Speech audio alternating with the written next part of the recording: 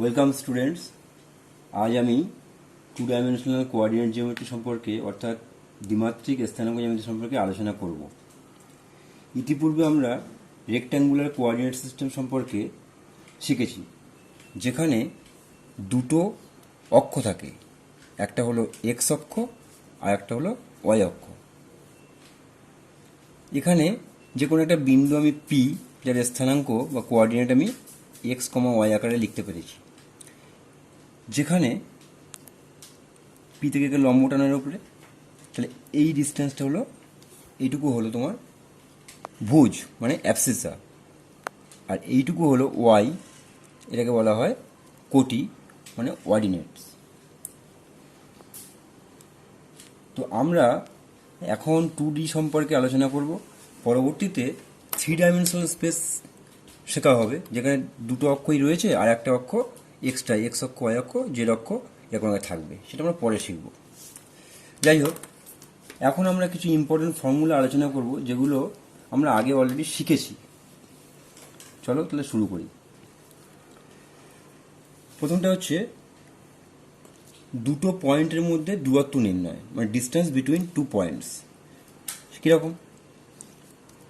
এই একটা point suppose এ, এই একটা পয়েন্ট সাপোজ বি, এর কোঅর্ডিনেটটা x1 y1 আর বি এর কোঅর্ডিনেট x2 y2। তাহলে এই দুটো পয়েন্ট এ এবং বি, এদের মধ্যে দূরত্ব কি হবে? দূরত্ব আমরা খুব সহজেই জানি, ফর্মুলাটা ডিস্টেন্সটা বলছি রুট ওভার কি x1 minus x1 minus x2, কিংবা কেউ x2 মাইনাস x1 করতেই পারে, এর whole square plus y1 minus y2 তার হোল স্কোয়ার। এইটা হলো দুটো বিন্দুর মধ্যে দূরত্ব। এটা সবসময় আমরা একই অর্ডারে নেব। এখান থেকে নিলে x1 মাইনাস x2 করবো তার হোল স্কোয়ার, এখান থেকে y1 মাইনাস y2 তার হোল স্কোয়ার।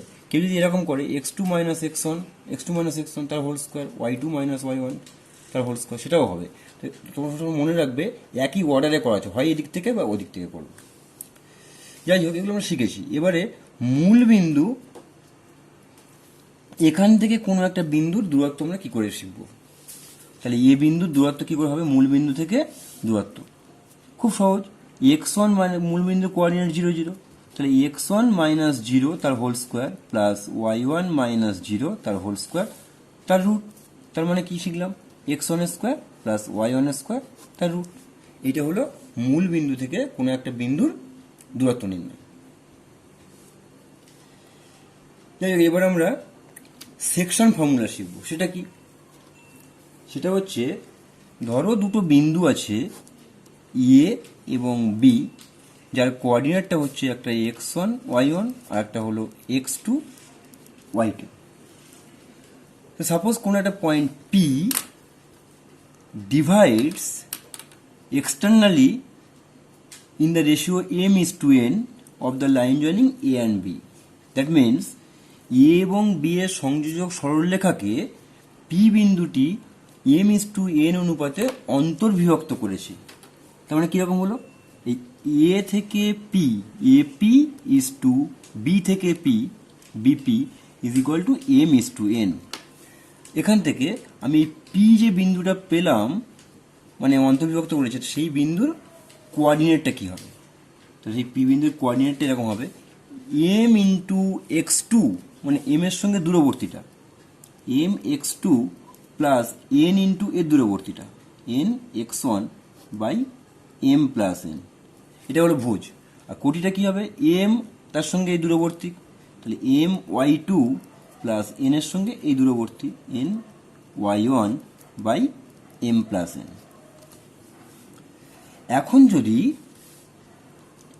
এ এবং বি এই দুটো পয়েন্ট যেটা ছিল, তাদের লাইন জয়েনিং, এ এবং বি দুটো বিন্দু, তাদের সংযোজক সরলরেখাকে যদি পি বিন্দুটা বহির্বিভক্ত করে, তার মানে কি?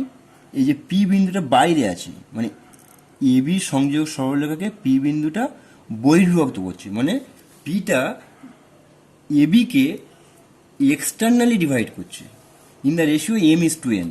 তার মানে শিখলাম এ থেকে পি, আগের বেলা যেমন এ থেকে পি এম ছিল, এখানে এ থেকে পি পর্যন্ত হবে এপি, সেটাই এম হবে। আর তারপরে ওখানে ছিল বি থেকে পি পর্যন্ত এন, এখানেও তাহলে পি থেকে বি পর্যন্ত এইটা এন হবে, মানে এখান থেকে টোটালটা হলো এম, আর এখান থেকে এইটুকু হলো শুধু এন। তাহলে বি পি সেটা is equal to M is to N. তো আগের বারে পিটা ভিতরে ছিল মানে ইন্টারনালি ডিভাইডস করেছে, এখন পিটা বাইরে আছে মানে এক্সটার্নালি ডিভাইড করেছে মানে বহির্বিভক্ত করেছে। তাহলে পি বিন্দুর কোঅর্ডিনেটটা হবে কিছুই না, জাস্ট শুধু মাইনাস হবে, মানে M X two minus N X one by M minus N comma এটা ভুজ, আর কোটিটা হবে M Y two minus N Y one by M minus N. মানে জাস্ট আগের যে ফর্মুলা ছিল প্লাস, তার এখানে শুধু মাইনাস করে দিলেই হবে। এবারে মিড পয়েন্ট, মানে দুটো স্ট্রেট লাইন আছে, এই দুটো পয়েন্ট আছে এ এবং বি, এই দুটো পয়েন্টের মিড পয়েন্ট কীভাবে বের করব? তো সাপোজ এখানে মিড পয়েন্ট পি, সেই পিটা এই এ এবং বি কে তোমার সমান ভাগে ভাগ করেছে, মানে ইকুয়ালি ডিভাইডস করেছে। তাহলে এই যে এপি আর বিপি রেশিও তাহলে কী হবে?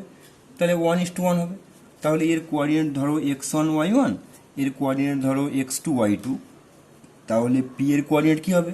ওই এম ইন্টু এইটা মানে 1x2, এটা ইন্টু এটা মানে 1x1 by M plus N মানে 1+1, মানে তুমি এখানে এম আর এন এর মান 1 বসিয়ে দিলে যেটা পাবে, মানে এই পি বিন্দুর কোঅর্ডিনেটটা কী হবে? x1 প্লাস y1 বাই 2, এটা ভুজ, আর কোটিটা হবে y1 প্লাস y2 বাই 2, এটা হবে।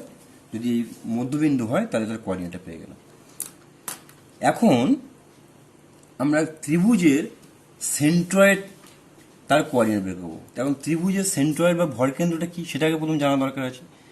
ধরো একটা ত্রিভুজ আছে এ বি সি, যে কোনো ত্রিভুজ, তো এর তিনখানা বিন্দু মানে শীর্ষবিন্দু ভার্টেক্স কোঅর্ডিনেটটা হলো x1 y1, এটা x2 y2, এর কোঅর্ডিনেট হবে x3 y3। তাহলে ভরকেন্দ্র বা সেটা কি? সেটা হলো কোনো একটা শীর্ষবিন্দু থেকে বিপরীত বাহু যেটা রয়েছে, এ বিন্দু শীর্ষবিন্দু বিপরীত বাহু বিসি, তার মধ্যবিন্দু এর জয়েন করবে, এটা হলো মধ্যমা মানে মিডিয়ান। তাহলে একই রকম বি থেকে এর বিপরীত সাইড যেটা আছে বিসি এসি, তার মিডিল পয়েন্ট এইটা, তাহলে জয়েন করে দাও। তাই এটা ধরো এ ডি, এটা বিই বলছি, আর একটা এখান থেকে করে এর অপোজিট সাইড তাকে জয়েন করলে এটা এফ। তাহলে এই তিনটে এডি বি এবং সি এফ এরা হলো তিনটে মিডিয়ান্স মানে মধ্যমা। এই তিনটে মিডিয়ান্স যে বিন্দুতে ইন্টারসেক্ট করে সেই বিন্দুটাকে এরা সবসময় আমরা জানি একটা বিন্দুতে মানে এরা কনকারেন্ট, মানে একটা বিন্দুতে ছেদ করবে, ইন্টারসেক্ট করবে। তাহলে এই যে বিন্দুতে ছেদ করলো সেই বিন্দুটার নাম হচ্ছে ভরকেন্দ্র, ইংরেজিতে আমরা সেন্ট্রয়েড বলি। এটা সাপোজ জি বলছি, তাহলে জির কোঅর্ডিনেট কি হবে? এটা খুব ইজি, এর ভুজগুলো সবগুলো যোগ করো, x1 plus x2 plus x3, x1 plus x2 plus x3 by 3, আর এর কোটিগুলো y1 plus y2 plus y3, y1 plus y2 plus y3 by 3। এই হলো তোমার ত্রিভুজের ভরকেন্দ্র বা সেন্ট্রয়েডের কোঅর্ডিনেট আমি পেয়ে গেলাম। এরপরে আমরা যেটা করবো এই আর কি, যে অন্তকেন্দ্র বা ইন সেন্টার, সেটা কি আমাকে প্রথম জানতে হবে। সাপোজ একটা ট্রায়াঙ্গেল এঁকেছি এ বি সি, যার শীর্ষবিন্দুগুলোর coordinate x1 y1 x2 y2 x3 y3। তা আগে অন্তকেন্দ্র জিনিসটা কি বলি, তারপরে তার কোঅর্ডিনেটটা বলবো। তো আমি এখানে তোমাকে বলছি, এগুলো ক্লাস 9-এ ছিল, এ বি সি উপপাদ্য ছিল, সেখানেই ছিল। এবিসি একটা ত্রিভুজ, এই ত্রিভুজের কোণগুলির অন্তঃসমদ্বিখণ্ডক, মানে এই কোণের অন্তঃসমদ্বিখণ্ডক টানলাম, এই কোণের অন্তঃসমদ্বিখণ্ডক কোণ টানলাম, এই তিনটে অন্তঃসমদ্বিখণ্ডক অবশ্যই কনকারেন্ট মানে একটা বিন্দুতে ছেদ করবে। তো যে বিন্দুতে ছেদ করছে সেই বিন্দুটাকে বলা হচ্ছে অন্তকেন্দ্র। কেন? ওখান থেকে তুমি একটা বাহুর উপরে পারপেন্ডিকুলার টানো, এখান থেকে এর উপর পারপেন্ডিকুলার টানো, এখান থেকে এর উপর পারপেন্ডিকুলার টানো। তা আমরা ওখানে উপপাদ্যটা প্রমাণ করার সময় দেখেছিলাম এই পারপেন্ডিকুলার এই পারপেন্ডিকুলার এই তিনটে পারপেন্ডিকুলার ইকুয়াল। তাহলে এদেরকে যে এই পয়েন্টটাকে সেন্টার করে একে যদি এই যে কোনো ডিস্টেন্সটাকে রেডিয়াস করে যদি আমি সার্কেল আঁকার চেষ্টা করি, তো মোটামুটি এরকম একটা সার্কেল হবে যেটা তিনটে সাইডকে জাস্ট টাচ করেছে। মানে এটা অন্তবৃত্ত, এই কেন্দ্রটাকে বলছে অন্তকেন্দ্র। তা সেই অন্তকেন্দ্র মানে ইনসেন্টারকে তার কোঅর্ডিনেটটা আমরা বের করবো। এটা একটু দেখো, তাহলে কোঅর্ডিনেটগুলো আমি বলেছি এরকম। এখন এই যে এই মানে শীর্ষবিন্দু আছে এ, তার বিপরীত বাহু বিসি এর একটা লেন্থ তো আছে, সেটাকে আমি বলছি স্মল এ। বি যে শীর্ষবিন্দু আছে তার বিপরীত বাহু মানে এই এসি, তার যে লেন্থ সেটাকে স্মল বি বলছি। একই রকমভাবে এই শীর্ষবিন্দুর বিপরীত বাহুটা বলছি এবি, তার লেন্থটাকে বলছি সি। লেন্থ কী করে পাবো? দুটো বিন্দু দেওয়া থাকলে আমরা ডিস্টেন্স ফর্মুলা যেমন শিখেছিলাম সেখান থেকে ডিস্টেন্সগুলো সব বের করতে পারবো আমরা। মানে তোমার তিনটে বিন্দুর কোঅর্ডিনেট দেওয়া থাকবে, তুমি ইজিলি তিনটে বাহু দৈর্ঘ্য পেয়ে যাবে। যাই হোক, এবিসি আমরা পেয়ে যাবো। এখন ইন সেন্টারের ফর্মুলাটা তাহলে কী দেখো, তাহলে আইটাকে বলছি ইন সেন্টার, সেটা হবে সিম্পল এরকম। এটা অ্যাকচুয়ালি ওয়েটেড মিন, তোমরা গড় পড়েছিলে, ওয়েটেড মিনের ফর্মুলা অনুযায়ী A into X one, B into X two, C into X three, ভারযুক্ত গড়ের যে ফর্মুলা শিখেছিল সেরকম টাইপের, বাই এ প্লাস। এইটা হলো ভুজ মানে অ্যাপসিস। আর কোটিটা কি হবে? কোঅর্ডিনেটটা হবে একই রকম, A into Y one, B into Y two, C into Y three by A plus B plus C. এটা হবে তোমার ইন সেন্টার। ইন সেন্টার শিখলাম। আরও দুটো জিনিস আছে, অর্থ সেন্টার আর সার্কাম সেন্টার। তো সে দুটো আমি অ্যাকচুয়ালি এখন করা যাবে না, সেটা পরে স্ট্রেট লাইন যখন করাবো তখন করাবো। তখন একটু বলে দিই যে অর্থ সেন্টারটা কি। কোনো একটা ট্রায়াঙ্গেল এবিসি আছে, সেটা এই যে শীর্ষবিন্দু আছে সেখান থেকে বিপরীত যে সাইডটা আছে তার উপর জাস্ট পারপেন্ডিকুলার লম্ব, এখান থেকে এর উপর লম্ব আর এখান থেকে এর উপর লম্ব, এই তিনটে লম্ব যে বিন্দুতে ছেদ করে তাকে লম্ব বিন্দু বা অর্থ সেন্টার বলা হয়। এরা সমবিন্দু হয়। এই অর্থ সেন্টারের কোঅর্ডিনেটটা আমরা পরে বের করে দেখাবো। আর একটা জিনিস আছে জাস্ট এর সঙ্গে রিলেটেড বলে আমি তোমাদের বলে দিচ্ছি, সার্কাম সেন্টার। ওটা তোমরা পড়েছো, এ বি সি একটা ট্রায়াঙ্গেল, এর সাইডগুলোর পারপেন্ডিকুলার বাইসেক্টর,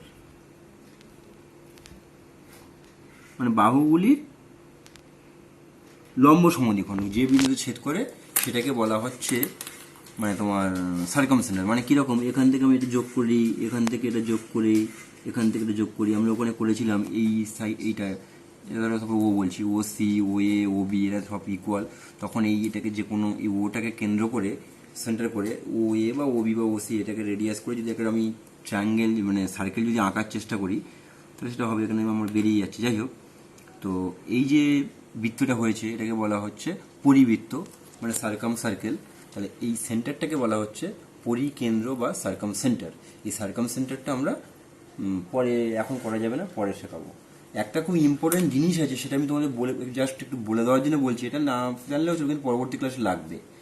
যে সেন্ট্রয়েড, এই যে সেন্ট্রয়েড বলেছে ভরকেন্দ্র বা মধ্যমাগুলি ছেদবিন্দু, সেটা। আর অর্থ সেন্টার, অর্থ সেন্টার কোনটা এইটা বললাম।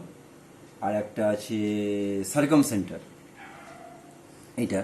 এই তিনটে বিন্দু সবসময় একই সরলরেখায় থাকে। তুমি যদি একটা ত্রিভুজের উপরে আঁকার চেষ্টা করো, তিনটে জিনিস একই জায়গায় আঁকার চেষ্টা করো, তাহলে তিনটে বিন্দু পাবে আলাদা আলাদা করে। সেই তিনটে বিন্দু দেখবে সবসময় একটা স্ট্রেট লাইনে আছে, মানে কোলিনিয়ার হয়। এটা জাস্ট একটু বলে দিলাম, এখন না জানলেও চলবে। এরপরে আমরা ত্রিভুজের ক্ষেত্রফল শিখব। ধরো একটা ত্রিভুজ দেওয়া আছে এবিসি, তার কোঅর্ডিনেটগুলো এরকম লিখলাম আমি। তা ত্রিভুজের কোঅর্ডিনেট মানে ক্ষেত্রফলের ফর্মুলা তো আমরা জানি, কি জানি? Half into mod, mod value মানে পজিটিভটা নেবো আর কি। কীরকম করেছিলাম? এক্স ওয়ান ইন্টু এই এক্স ওয়ান, এটা চাপা দিলাম, দিয়ে আমি আগে দেখাচ্ছি অ্যাকচুয়ালি সার্কুলার এইভাবে নিতে হবে। এক্স ওয়ান ওয়াই ওয়ান একটা বিন্দু, এটা এক্স টু ওয়াই টু, আর এখানে আছে এক্স থ্রি ওয়াই থ্রি। এটাকে আমরা অ্যান্টি ক্লকওয়াইজ সেন্সে নেব, নিলে পজিটিভ হবে। এরপরে আর জিনিস পরে বলছি। তো এখানে এক্স ওয়ানটাকে চাপা দাও, দিলে আসবে Y two minus Y three plus X two, এটাকে ঢাকা দাও, দিলে Y three minus Y one এইটা, প্লাস এবারে এক্স টুর পরে এক্স থ্রিটাকে ঢাকা দাও, ওয়াই ওয়ান মাইনাস y2। এইটা হবে তোমার এর মড ভ্যালু মানে পজিটিভ নিতে হবে। এটাকে বলা হচ্ছে তোমার কোনো একটা ট্রায়াঙ্গেলের এরিয়া। তো এই ফর্মুলাটা আমরা অন্য একটা ভাবে খুব ইজিলি শিখেছি, সেটা আমি বলছি একটু। সাপোজ এই যে ট্রায়াঙ্গেলের সেন্টার মানে কোঅর্ডিনেটটা হলো x1 y1, সেটাকে এই লিখলাম x1 y1, আর একটা এইভাবে লিখছি, ওটা আমি x1 y1 এর কোঅর্ডিনেট, আর এর কোঅর্ডিনেটটাকে x2 y2, এর কোঅর্ডিনেটটাকে x3 y3, আবার x1 y1টা আর একবার লিখছি আমি। এই ফর্মুলা জাস্ট ডিডাকশন করবো অন্য একটা ফর্মুলা দিয়ে, মানে অন্য একটা প্রসেসে, সেটা দেখাচ্ছি। x1 আর এটা অ্যাড করো, এর সঙ্গে এটা অ্যাড করো, এর সঙ্গে এটা অ্যাড করো। তাহলে এগুলো জাস্ট আগে মাল্টিপ্লিকেশন করে সবগুলো যোগ করো। x1 y2 plus x2 y3 plus x3 y1, এই তিনটে যোগ করলাম। এবার মাইনাস করব এই যে উল্টো দিকটা, এই ডটের লাইনগুলো করো, এইটা এইটা এইটা। কী হবে? x2 y1 plus x3 y2 plus এখানে x1 y3। তাহলে আগেরগুলো টোটালটা যোগ করলাম, মাইনাস করে এইগুলো করলাম, করে টোটাল যে জিনিসটা পেলাম আমরা, তার সেই ভ্যালুটা তার আগে হাফ একটা দিলাম। এইটা হলো তোমার ত্রিভুজের ক্ষেত্রফল। শুধু ত্রিভুজ বলে না, এই যে ফর্মুলা দেখালাম এটা চতুর্ভুজ, পঞ্চভুজ, ষষ্ঠভুজ যে কোনো ক্ষেত্রে প্রযোজ্য হবে। আমি ধরো চতুর্ভুজটা দেখাচ্ছি। একটা চতুর্ভুজ আছে এ বি সি ডি, এর কোঅর্ডিনেট x1 y1টা এইভাবে লিখছি, এর কোঅর্ডিনেটটা x2 y2টা এইভাবে লিখছি, এর কোঅর্ডিনেটটা x3 y3টা এইভাবে লিখছি, আর x4 y4টা এভাবে লিখছি। আর ওটা আর একবার পুনরায় লিখতে হবে আর কি। দিয়ে একই রকমভাবে ফর্মুলাকে x1 এইগুলো সব মানে এইভাবে করে যাও। তাহলে গুণ করো x1 y2 প্লাস এবার এইটা x2 y3 প্লাস এই x3 y4, তারপর এটা x4 y1, এই টোটালটা করলাম, মাইনাস এইগুলো x2 y1 plus x3 y2 plus x4 y3 plus x1 y4, এই টোটাল জিনিসটা মাইনাস এর মড ভ্যালুটা নিলাম, টোটাল যোগ করে যাবে, তাকে এটা হাফ নেবো। এটা চতুর্ভুজ না, পঞ্চভুজ সবগুলোর ক্ষেত্রেই হবে। যেটা বলছিলাম ওই যে ট্রায়াঙ্গেলের এরিয়াটা, এটা সবসময় পজিটিভ নিতে হয়, সেটা যদি এই ডিরেকশনটা অ্যান্টি ক্লকওয়াইজ ডিরেকশনে হয়। যদি এটা আমরা ক্লকওয়াইজ ডিরেকশনে নিই, তাহলে দেখবে কোনো কোনো সময় রেজাল্টে ক্ষেত্রফল এসছে মাইনাস। তাহলে ক্ষেত্রফল তো নেগেটিভ হয় না, মানে অ্যাকচুয়ালি সাংখ্যমান দুজনেরই সমান হবে। এবার ডিরেকশনটার জন্য কোনো ক্ষেত্রে মানে প্লাস আসে, কোনো ক্ষেত্রে নেগেটিভ আসে। এটা নিয়ে ঘাবড়ানোর কিছু নেই, এটা একটু বলে দিলাম। এরপরে যেটা বলছি সেটা হলো কয়েকটা জিনিস এই চ্যাপ্টারের অঙ্কগুলো করতে গেলে কিছু জিনিস কিন্তু খুব গুরুত্বপূর্ণ, এটা মনে রাখতে হবে। তোমার হয়তো তিনটে কোঅর্ডিনেট দিয়ে দেবে, দিয়ে বলবে এটা কি সমবাহু ত্রিভুজ হচ্ছে। সমবাহু ত্রিভুজ করার জন্য তুমি তিনখানা সব দূরত্ব এ বি সি এরকম দেওয়া থাকবে। তাহলে এই ডিস্ট্যান্স তিনটে আলাদা করে ডিস্ট্যান্স বের করবে। যদি তিনটে ডিস্ট্যান্স ইকুয়াল হয় তাহলে কী বলবো? ইকুইল্যাটারাল মানে সমবাহু। এখন যদি বলে এটা সমদ্বিবাহু দেখাও, তখন কী হবে? দুটো সাইড ইকুয়াল হবে, সমদ্বিবাহু বা আইসোসেলিস ট্রায়াঙ্গেল। এবারে একটা জিনিস তিনটে বিন্দু দিয়ে বললো যে এটা কি সমকোণী ত্রিভুজ। তো সমকোণী ত্রিভুজ হতে গেলে তোমার খুব সহজে তুমি জানো পিথাগোরাসের যে ফর্মুলা লাগে, এসি স্কোয়ার মানে লম্ব স্কোয়ার। কিন্তু কোনটা লম্ব তুমি জানবে না, তো আগে তিনটে ডিস্টেন্স তোমাকে বের করতে হবে। তাহলে এই এসি এবি বিসি সব বের করলে, এবারে বের করে তোমাকে দেখতে হবে যে কোন দুটো বাহুর বর্গের সমষ্টিটা অপর বাহুর বর্গ। যদি এরকম হয় তাহলে তো আমি যদি পেয়ে যাই তাহলে বলবো ত্রিভুজটা সমকোণী ত্রিভুজ, রাইট অ্যাঙ্গেল ট্রায়াঙ্গেল। এবারে তো চারটে বিন্দু দেওয়া আছে, দিয়ে বললো এটা প্যারালালোগ্রাম মানে সমান্তরিক না আয়তক্ষেত্র না বর্গক্ষেত্র না রম্বস, সেরকম দেখাতে হবে। তো এর প্রপার্টিসগুলো তো মনে রাখতে হবে। যদি তোমার রম্বস এই মানে সামান্তরিক দেখাতে বলে, চারটে বিন্দু ধরো দেওয়া আছে, তাহলে শুধু করবে কি ও ডায়াগোনালগুলো বের করবে। ডায়াগোনাল মানে কর্ণ, একটা কর্ণ বের করবে আর অন্য একটা কর্ণ বের করবে। আমরা জানি ডায়াগোনালগুলো bisect each other, but the diagonals are different length. মানে কর্ণগুলো তোমার সমান হবে না, কিন্তু পরস্পরকে সমদ্বিখণ্ডিত করে। এটা হলো সামান্তরিকের ক্ষেত্রে এই এই প্রপার্টিটা ইউজ করে তুমি করবে। যদি বলে না আয়তক্ষেত্র হবে, এটা দেখাও ওই 4টে বিন্দু দিয়ে, তাহলে কি হবে, তোমার ডায়াগোনালগুলো bisect each other as well as diagonals এর লেন্থগুলো সেম। যদি বলেন না ওটা হচ্ছে তোমার স্কোয়ার দেখাও, তাহলে এখানে একদম সিম্পল ব্যাপার যে ডায়াগোনালগুলো সব ইকুয়াল তো হবেই এবং অ্যাডজাসেন্ট সাইডগুলো ইকুয়াল হবে, মানে এই বাহুটা এরা সন্নিহিত বাহুগুলো ইকুয়াল হবে। যদি বলেন না এটা রম্বস দেখাও, মানে এই প্রপার্টিগুলো তোমার জানতে হবে না, তুমি অঙ্ক করতে পারবে না। রম্বস দেখাও, তাহলে এখানে কিন্তু ডায়াগোনালগুলো বাইসেক্ট ইচ আদার হবে, সে ঠিকই আছে, 4 sides are equal and diagonal not equal। এই তুমি এই প্রপার্টিগুলো ইউজ করে অঙ্কগুলো করবে। এরপরে যেটা একটা জিনিস আছে, ট্রান্সলেশন বা শিফটিং দ্য অরিজিন, সেটা কি? এটা কিন্তু তোমাদের একদম পুরো নতুন জিনিস, এটা খুব গুরুত্বপূর্ণ ব্যাপার, মানে অঙ্কের বিভিন্ন প্রয়োজনে লাগে, কিন্তু জিনিসটা কি প্রথমে বুঝতে হবে।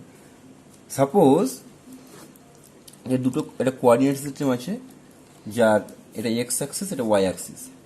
কোনো বিশেষ প্রয়োজনে, আর এখানে সেন্টারটা হলো ও, বিশেষ প্রয়োজনে আমি এই অ্যাক্সিসগুলোকে কোনো ডিরেকশন চেঞ্জ না করে, without changing the direction of axis, if we shift the origin to the point this hair,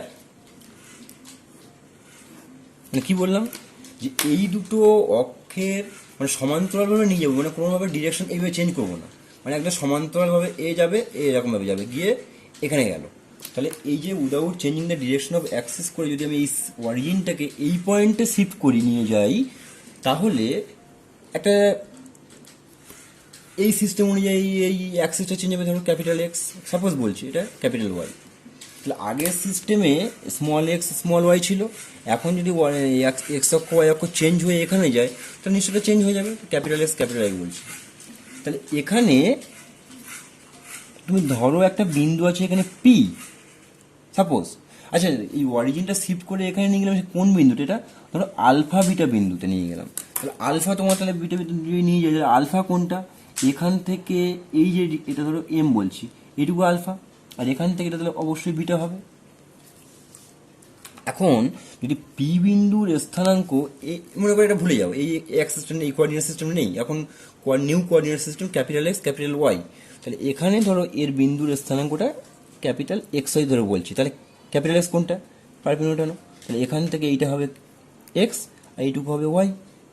এখন তুমি মনে করো যে এই কোঅর্ডিনেটটা নেই, সিম্পল ওই পি বিন্দুটা আছে, আগের ওল্ড কোঅর্ডিনেট সিস্টেম অনুযায়ী X Y small X Y হবে। তাহলে স্মল এক্স ওয়াই কী হবে, এখান থেকে পারপেন্ডিকুলার যদি টানি, তাহলে এখান থেকে টোটাল যে লেন্থ এটা হবে পুরোটা এক্স, আর এখান থেকে পুরো এই জিনিসটা হবে পুরোটা ওয়াই। নিশ্চয়ই বোঝা যাচ্ছে, এখান থেকে এটা পুরো ওয়াই। তাহলে দেখো তোমার এক্স ইজ ইকুয়াল টু কোনটা, এখান থেকে এইটা, এটা একটা নাম দিই আমি, ধরো কিউ বলছি, তাহলে ও কিউটা হচ্ছে এক্স, ও কিউটা আবার কী করছে, ও এম প্লাস এইটুকু, তো ও এম মানে তোমার আলফা, আর এটা মানে এখান থেকে এইটুকু, সেটা তো এক্স বলেছি, এক্স। তাহলে কি পেলাম, X is equal to capital X plus alpha. আর ওয়াইটা কত, ওয়াই হলো স্মল ওয়াই, মানে এই যে কোঅর্ডিনেট সিস্টেম যদি এক্স ওয়াই হয়, তাহলে এখান থেকে এটা পুরোটা তো ওয়াই, তাহলে সেই ওয়াই ইজ ইকুয়াল টু হবে কি এটুকু প্লাস এটুকু, তো এটুকু হলো ওয়াই, আর এইটুকু কত বিটা। তাহলে এই যে আমি ফর্মুলাটা পেলাম, এই দুটো ফর্মুলাকে বলা হয় রূপান্তর সূত্র বা ট্রান্সলেশন ফর্মুলা। একবার বলছি যে দুটো কোঅর্ডিনেট সিস্টেম ছিল এক্স আর ওয়াই এরকম ছিল, সেখানে মূল বিন্দুটাকে আমরা বিশেষ প্রয়োজনে যদি আমি শিফট করে কোনো ডিরেকশন চেঞ্জ না করে, without changing the direction of axes, মানে if we translate the axes to the point alpha beta, মানে শিফট করে নিয়ে গেলাম, তাহলে ওল্ড সিস্টেমের সঙ্গে নিউ সিস্টেমের যে সম্পর্ক, সেই সম্পর্কটা এটাকে বলা হয় ট্রান্সলেশন ফর্মুলা বা রূপান্তর সূত্র। অ্যাকচুয়ালি এটা কেন করি, এটা পরে তোমাদের মানে শিখবে। অ্যাকচুয়ালি এটা করা হয় অ্যাকচুয়ালি কোনো একটা ইকুয়েশন দেওয়া আছে, সেখানে ইকুয়েশনে মানে চলরাশিগুলো এক্স ওয়াই বিভিন্ন ঘাতে থাকতে পারে, তাহলে ওখানে এক ঘাত যে সমীকরণগুলো রয়েছে, to remove the linear term, মানে একঘাত এক্স এবং ওয়াই এর যে একঘাত যেগুলো বিশিষ্ট যে পদগুলো আছে, সেই একঘাত বিশিষ্ট পদগুলো রিমুভ করার জন্য অ্যাকচুয়ালি ট্রান্সলেশন ইউজ করতে হয় আবার। তো এই হলো মোটামুটি সূত্র। আর একটা লাস্ট জিনিস আমি তোমাদের বলবো, সেটা হলো লোকাস। লোকাস বা সঞ্চার পথ, সেটা কি? সেটা হলো একটা বিন্দু এরকম আছে, ফিক্সড বিন্দু, ধরো এই বিন্দুটা হচ্ছে একটা নির্দিষ্ট বিন্দু। আর একটা বিন্দু আছে, সে বিভিন্নভাবে চলছে। কেমনভাবে চলছে? কোনো একটা নির্দিষ্ট নিয়ম মেনে চলছে। কীভাবে নিয়ম মেনে চলছে? তাহলে এই বিন্দুটা ও, এখান থেকে চলমান বিন্দুটার নাম হচ্ছে পি। তাহলে এই ওপি, এই দূরত্বটা বজায় রেখে পিটা এমনভাবে মুভ করবে, এমনভাবে চলবে যাতে করে সবসময় এই বিন্দু থেকে দূরত্বটা তার একই থাকে। তাহলে পিটা কীভাবে ঘুরবে? একটা বৃত্তাকার পথে ঘুরবে না? এভাবে ঘুরবে না, অবশ্যই এভাবে ঘুরবে। কেন ঘুরবে? কারণ সবসময় নির্দিষ্ট বিন্দু থেকে পি দূরত্বটা সবসময় সমান থাকতে হবে। তাহলে এই পি বিন্দুর চলার পথ তাহলে কি হলো? একটা বৃত্ত হলো। তাহলে পি বিন্দুর কিভাবে ঘুরছে? একটা বৃত্তাকার পথে ঘুরছে। এই যে বৃত্তাকার পথে ঘুরছে, মানে পি বিন্দুর চলার পথটা হচ্ছে একটা বৃত্ত। তাহলে পি বিন্দুর সঞ্চার পথ হলো একটা বৃত্ত। আর একটা উদাহরণ দিই, ধরো দুটো সরলরেখা দেওয়া আছে, আর একটা বিন্দু আছে, সেই বিন্দুটা এমনভাবে চলছে যাতে করে এই দুটো সরলরেখা থেকে সর্বদা সেম ডিস্টেন্স রাখছে। মানে ধরো একটা বিন্দু এরমভাবে আছে, এর থেকে এই সরলরেখাকে দূরত্ব, লম্ব দূরত্ব এইটা, ওই সরলরেখার দূরত্ব এইটা। ধরো বিন্দুটা এখানে আছে, তাহলে এখান থেকে লম্ব দূরত্ব এইটা, এখান থেকে লম্ব দূরত্ব এইটা, এই দূরত্ব সেম, এই দূরত্ব সেম। মানে বিন্দুটা চলবে এমনভাবে যে এই দুটো সরলরেখা থেকে সবসময় একই দূরত্ব মেনটেন করে চলবে। তার মানে কী হবে? এইভাবেই যাবে, কারণ এখান থেকে ডিস্টেন্স দেওয়া হবে, ওখান থেকে ডিস্টেন্সটা একই হবে। তার মানে হচ্ছে ওই বিন্দু চলার পথ হলো একটা সরলরেখা। মানে সোজা কথা, এই দুটো বাহুর কোণের অন্তঃসমদ্বিখণ্ডক যে সরলরেখাটা হচ্ছে, সেটাই হচ্ছে ওই চলমান বিন্দুর চলার পথ। মানে এই দুটো সরলরেখা আছে, তার থেকে সর্বদা সমান দূরত্ব বজায় রেখে চলবে এইভাবে। মানে ওই বিন্দুর চলার পথটা হচ্ছে কিন্তু সরলরেখা, আর আগের বারে ওই বিন্দু চলার পথ ছিল একটা বৃত্ত। তাহলে ব্যাপারটা এটা মোটামুটি চলার পথ হয় বৃত্ত হলো, এই বৃত্ত হলো বা সরলরেখা হলো বা অন্য কোনো পথ হতে পারে। সুতরাং কোনো একটা চলমান বিন্দু যে পথে চলবে, সেই পথটাকে আমরা বলছি ওই বিন্দুর সঞ্চার পথ। তাহলে আমি একটু ভালো করে ডেফিনিশন দিয়ে বলি। কোনো একটা চলমান বিন্দু, এই ক্ষেত্রে ধরো এইভাবে চলছে, তাহলে যে বলি কোনো একটি চলমান বিন্দু কোনো নির্দিষ্ট কন্ডিশন মেনে যদি চলে, তাহলে সমতলে ওই বিন্দুর গতিপথকে বলা হবে ওই বিন্দুটির সঞ্চার পথ। আরেকবার বলি, কোনো একটি বিন্দু, চলমান বিন্দু নির্দিষ্ট জিওমেট্রিক্যাল মানে জ্যামিতিক শর্ত মেনে, জিওমেট্রিক্যাল কন্ডিশন স্যাটিসফাই করে যদি চলে এবং সমতলে গতিশীল হয়, তাহলে ওই বিন্দুর গতিপথকে বলবো ওই বিন্দুটির সঞ্চার পথ। মানে এখানে বৃত্ত হয়েছে গতিপথ, এখানে মানে গতিপথটা হয়েছে একটা সরলরেখা, তাহলে এইগুলোকে বলা হচ্ছে সঞ্চার পথ। তাহলে আমরা সঞ্চার পথ কীভাবে বের করবো, তার স্টেপগুলো আমি বলবো। 3টে স্টেপ আছে। প্রথম স্টেপটা কী হবে? আমি যে বিন্দুর সঞ্চার পথ বের করছি, মানে তার চলার পথটা এই ক্ষেত্রে বৃত্ত বা সরলরেখা যাই হোক, হতে পারে, মেবি যা হতে পারে, আমি জানি না। সঞ্চার পথটা হবে মানে চলার পথের উপরে যে কোনো একটা বিন্দু আমি ধরে নেবো এইচকে, তার কোঅর্ডিনেট ধরে নেবো। তারপরে যে জিওমেট্রিক্যাল কন্ডিশন বলা থাকবে, যেমন প্রথম উদাহরণের ক্ষেত্রে বলে যে মূল এই বিন্দু থেকে এই বিন্দুর দূরত্বটা সবসময় সমান। তাহলে আমি এই দুটো বিন্দুর দূরত্ব বের করবো, দূরত্বটা এই দূরত্ব বের করবো, আর একটা দূরত্ব বের করবো, করে সবসময় সমান করে দেবো। এখানে যেমন একটা বিন্দুর এইচকে ধরে নিলাম, এই সরলরেখা, এই দুটো সরলরেখায় তার থেকে দূরত্ব সমান, এই দূরত্ব বের করবো, সেই দূরত্ব বের করে আমি সমান করে দেবো। তাহলে যাই হোক, তাহলে কিছু জিওমেট্রিক্যাল কন্ডিশন দেওয়া থাকবে, সেই কন্ডিশনকে স্যাটিসফাই করাতে হবে। স্যাটিসফাই করি আমরা এখানে কী পাবো? আলটিমেটলি এইচ এবং কে দিয়ে একটা রিলেশন পাবো, এইচ কে এর একটা রিলেশন পাবো। লাস্ট, তো এইচ কে দিয়ে যে রিলেশনটা আমি পেয়েছি, সেখানে এইচ এর জায়গায় এক্স বসাবো আর কে এর জায়গায় ওয়াই বসাবো। তো এইচ এর জায়গায় এক্স আর কে এর জায়গায় ওয়াই বসিয়ে দিয়ে, তাহলে আলটিমেটলি রিলেশনটা কী হবে? এক্স ওয়াই দিয়ে। এক্স ওয়াই দিয়ে যে সম্পর্কটাই পেলাম, ওটাই হলো তোমার ওই বিন্দুটার সঞ্চয় পথের সমীকরণ। এই হলো তাহলে সঞ্চয় পথ বের করার পদ্ধতি। যাই হোক, কোঅর্ডিনেট জিওমেট্রির থিওরিগুলো মোটামুটি বললাম। পরের ভিডিওতে আমি অঙ্কগুলো তোমাদের করাবো। তো তার আগে যদি যদি তোমাদের এই ভিডিওটি ভালো লাগে তাহলে লাইক করবে এবং অন্যান্য ফ্রেন্ডদের সাথে তোমরা শেয়ার করবে এটা। আর যদি কোনো মতামত দেওয়ার থাকে, কোনো জায়গায় কোনো সমস্যা থাকে, তাহলে কমেন্ট বক্সে কমেন্ট করে জানাবে। আর চ্যানেলটি সাবস্ক্রাইব করো আর বেল আইকনটি প্রেস করো পরবর্তী নোটিফিকেশনগুলো পাওয়ার জন্য। সকলে তাহলে ভালো থাকো, টাটা, বাই।